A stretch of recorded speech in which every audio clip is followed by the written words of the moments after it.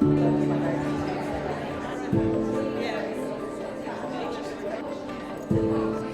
today's LiveWIRe Women in Rugby conference is about the leadership journeys of women in rugby, and it's been organised by the IRFU to coincide with the International Women's Day, which we're also celebrating here today. We are looking at women in leadership positions throughout the game, and we're not just concentrating on women in highly promoted positions. We're looking right across the game, from minis upwards, from grassroots all the way up to the international teams. And with that in mind, we've had a wonderful panel of speakers this morning, and we're going to have more shortly to come. But it's a very exciting day to coincide with International Women's Day. First of all, welcome to this first IRFU event to celebrate International Women's Day. The advice that has been given by our panellists is, first of all, a leader is somebody that lives true to their own values, and you really have to be comfortable with being uncomfortable and put your hand up for new situations. Play to your skill set, because we want a variety of leaders right across the game in terms of players and coaches, referees, volunteers and administrators. So there is plenty of scope for talent, people with different talents, so be brave and go for it. There are so many different kinds of leadership, and there's so many different roles that women can occupy. It doesn't have to be the front of house. There's great leaders at the, behind the scenes as well.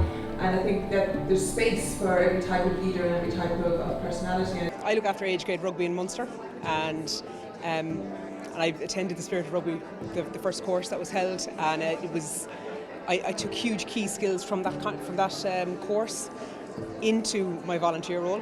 And today, a couple of things stood out to me, particularly something Fiona Steed said about that uncomfortable feeling you get, and that hit the nail on the head for me, because the first meetings I went into as this new member of a committee, as this person representing age grade girls rugby in the province, I walked into a room full of men and women that I didn't know, and I thought I'd be found out, that they'll realise I don't know what I'm talking about.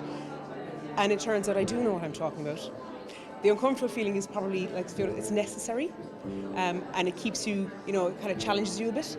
And that for me was definitely the standout piece for her, and she sits on a committee with me. I wish she'd told me that's how it would feel. And the other thing I took from it was having allies, having mentors, having those people around.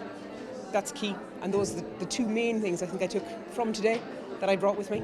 You either give it your all 100% or nothing, and certainly that's my mentality. So today we're here starting the conversation about women in rugby, and it's not just female rugby, it's women in rugby at all levels of the game. And we've heard some great audience participation, and their questions, their issues for the future, and we want to start addressing some of those now. So Mary outlined the Women in Rugby Action Plan, that's the start.